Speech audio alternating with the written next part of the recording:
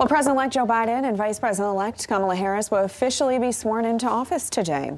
Yeah, the moment, of course, comes with heightened security measures. Joining us live to give us an outlook on what we can expect is retired Brigadier General and Associate Dean of WMU Cooley Law School, Michael McDaniel. Michael, good to see you.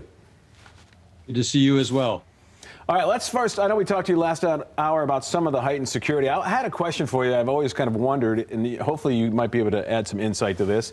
The security details from president to president, do they transfer to someone or be, I guess, reassigned as a new administration comes in, or how does that work? So the Secret Service agents themselves the detail stays with the president. Ex-presidents and their wives have lifetime security. Their children do not.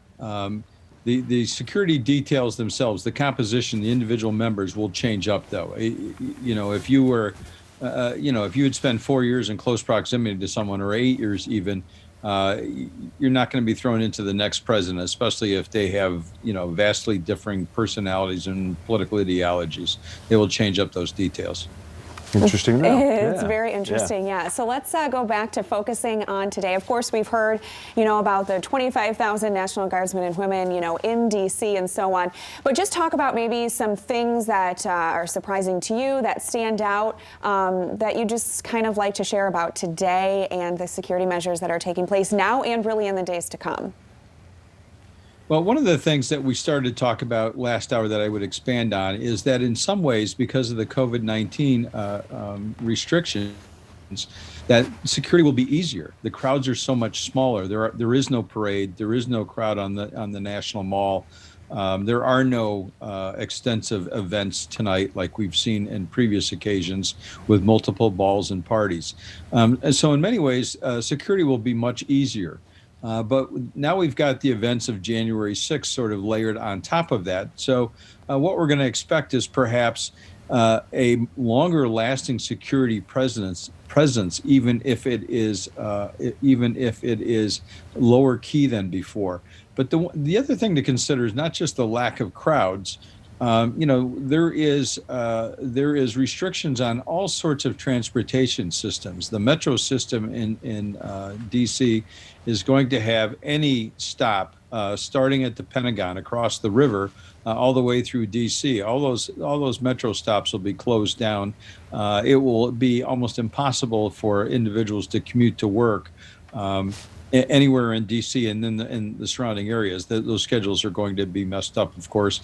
And then the other thing, as we saw the helicopter fly away against a vacant sky, is to remember that it looked really pretty, but we've got combat air patrols and layered above the city itself. So just as we have a layered defense around the mall between the White House and the Capitol, so we've got a layered defense in the air as well. And including in the river behind the Lincoln Memorial. So there is a lot more security than we ever see that goes into an event like this.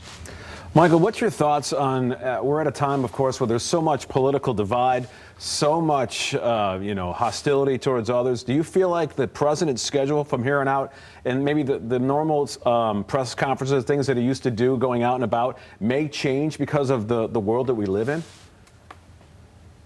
That's hard to say. I would think, if anything, with the incoming president, Joseph Biden, his message will be more one of unity. And I think that we will see more transparency and more openness than we saw in the past. I think he has to do so just to sort of, inspire the debate that's necessary to bring us back together. I mean, we don't need to have unity of thought, but we do have to have unity of principle in this country. And I think that we have to get back to those core principles. And I think that the president has to be the starting point, has to be the sort of the galvanizing person for that. All righty. Well, we appreciate your time throughout all of this and your insights, certainly. Thank you very much. Thank you. It's been a pleasure.